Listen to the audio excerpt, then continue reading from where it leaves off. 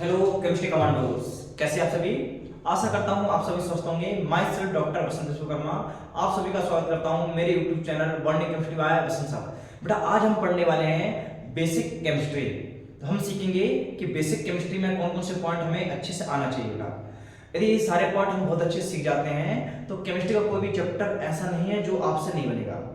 पर याद रखना कि जब तक अपने बेसिक अच्छे नहीं होंगे हमें कोई भी चैप्टर में इंटरेस्ट नहीं आएगा।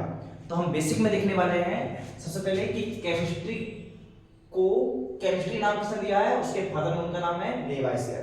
लेवाइसियर को केमिस्ट्री का फादर कहा जाता है। The father of chemistry is called Lavoisier. Chemistry क्या बेटा, केमिस्ट्री होती है केमिकल की स्टडी। केमिकल की स्टडी। ये केमिकल किसके बने होते हैं, एलिमेंट्स के। एलिमेंट्स किसके बने होते हैं, एटम के। एटम के अंदर क्या होते हैं, सब एटॉमिक पार्टिकल, इलेक्ट्रॉन, प्रोटॉन और न्यूट्रॉन। अब बात करते हैं एलिमेंट की। एलिमेंट कितने डिस्कवर हो चुके हैं बेटा, 118। 118 को हम 2 पार्ट में डिवाइड करेंगे, 117 और 1। 117 में हम बात करेंगे बेटा, 117 कहां पढ़ोगे आप, इनऑर्गेनिक केमिस्ट्री में।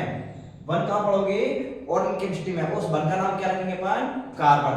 क्या बेटा, कार्बन। तो अपने पास इनऑर्गेनिक हुआ, ऑर्गेनिक हुआ और फिजिकल कैसे आइडेंटिफाई करते हैं, जहां पे हम टेम्परेचर की बात करते हैं, प्रेशर की बात करते हैं, एंथैल्पी की बात करते हैं, एंट्रोपी की बात करते हैं और आइडियल गैस इक्वेशन और नॉन आइडियल गैस इक्वेशन की बात करते हैं। तो आते हैं 1118 एलिमेंट को कहां पर रखा गया, पीरियोडिक टेबल के अंदर। कहां रखा है, पीरियोडिक टेबल के अंदर। किसने बनाई थी, सर हेनरी मोजले ने। किस बेस पर बनाई थी, on the basis of atomic number. आते हैं अपन पीरियोडिक टेबल के अंदर क्या होता है, पीरियोडिक टेबल के अंदर देखने मिलते हैं पीरियोडिक नंबर, ग्रुप नंबर और ब्लॉक नंबर। पीरियोडिक नंबर कितने होते हैं, 7। कैसे होती हैं, हॉरिजॉन्टल लाइन होती है। ग्रुप नंबर कितने होते हैं, 18। कैसी होती है बेटा, वर्टिकल लाइन होती हैं। आते हैं ब्लॉक। ब्लॉक कितने होते हैं, 4। कौन कौन से, S block, P block, D block और एफ ब्लॉक। अब बात करते हैं बेटा एटम। एटम के अंदर क्या होते हैं, सब एटॉमिक पार्टिकल। कितने होते हैं सब एटॉमिक पार्टिकल, 3। क्या क्या, इलेक्ट्रॉन, प्रोटॉन और न्यूट्रॉन। इलेक्ट्रॉन, प्रोटॉन और न्यूट्रॉन। इलेक्ट्रॉन पर बेटा चार्ज होता है। कितना चार्ज होता है, -1.6 into 10 की पावर -19 कूलम। प्रोटॉन पे कैसे चार्ज होता है, +1.6 into 10 की पावर -19 कूलम।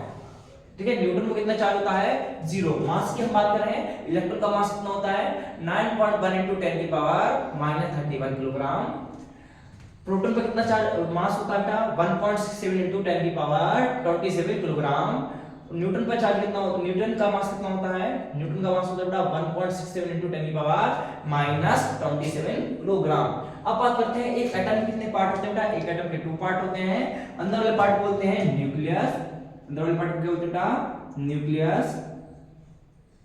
बाहर वाले पार्ट बोलते हैं ऑर्बिट। न्यूक्लियस का एक और नाम होता है न्यूक्लियॉन। क्या नाम होता है बेटा, न्यूक्लियॉन। न्यूक्लियस के अंदर होता क्या है, प्रोटॉन और न्यूट्रॉन। क्या होते हैं, प्रोटॉन और न्यूट्रॉन। जबकि ऑर्बिट में क्या होता है, इलेक्ट्रॉन। क्या करता है बेटा, इलेक्ट्रॉन।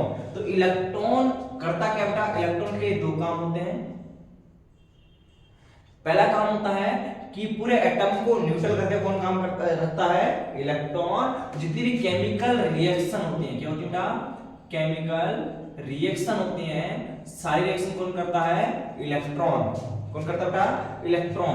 प्रोटॉन के बारे में आपको 2 पॉइंट पता होना चाहिए बेटा। एक प्रोटॉन बनाता है Z। Z का नाम होता है एटॉमिक नंबर। क्या होता है, एटॉमिक नंबर। ठीक है। और क्या करता है बेटा, दूसरा काम करता है, जो भी इलेक्ट्रॉन है उस इलेक्ट्रॉन को बैलेंस करने का काम कौन करता है, अपना प्रोटॉन। न्यूट्रॉन का काम क्या होता है बेटा, न्यूट्रॉन का काम होता है सिर्फ एटॉमिक मास बनाना। क्या होता है, एटॉमिक मास। याद रखिए बेटा, मास का फॉर्मूला होता है प्रोटॉन प्लस न्यूट्रॉन। तो प्रोटॉन और न्यूट्रॉन के मास को प्लस करने पर किसका मास आता है, एटम का मास आ जाता है। तो हम देख रहे हैं रिएक्शन। कितने टाइप्स की रिएक्शन होती है बेटा, मैक्सिमम जो रिएक्शन देखी जाती है वो होती है 5 टाइप्स की रिएक्शन। पहली जो रिएक्शन होती है उसे बोलते हैं अपन कॉम्बिनेशन का एडिशन रिएक्शन। फर्स्ट रिएक्शन कौन सी, एडिशन रिएक्शन। बेटा हम देखेंगे कहीं पर 2 एलिमेंट ऐड हो रहे होंगे या एटम ऐड हो रहा है, एडिशन रिएक्शन। सेकंड होता है डीकंपोजिशन रिएक्शन, जिसे ब्रेकडाउन बोलते हैं। ठीक है, कौन सी होगी, डीकंपोजिशन रिएक्शन, हमें सोचना है।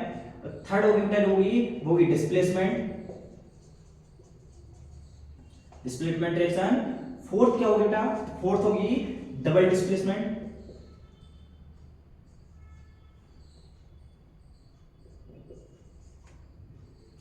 कैसे होगी, डबल डिस्प्लेसमेंट रिएक्शन, कैसे होगी बेटा, डबल डिस्प्लेसमेंट रिएक्शन।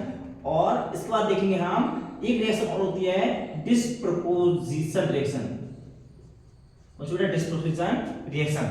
तो ये टाइप्स ऑफ रिएक्शन है। अब बेटा जब भी अपने क्वेश्चन आता है तो हमें दिमाग में सोचना होता है कौन सी रिएक्शन हो सकती है, इन पांचों में से कोई रिएक्शन होगी। यहाँ पर हम थोड़े से और आगे चलते हैं तो हमें देखने मिलेगा बेटा कि जो भी एक एलिमेंट होता है हम एलिमेंट को डिनोट करते हैं एस एक्स से, उसके पैरों में लिखा होता है एटॉमिक नंबर। एटॉमिक नंबर क्या होता है, number of proton. Number of proton क्या होता है, नंबर ऑफ इलेक्ट्रॉन। और सर पे लिखा होता है मास। क्या लिखा होता है, मास। क्या लिखा होता है, मास। तो हम जो पैरा में लिखते हैं वो क्या है, एटॉमिक नंबर, प्रोटॉन, इलेक्ट्रॉन, और सर पे क्या लिखा होता है, मास। क्या लिखा होता है, मास।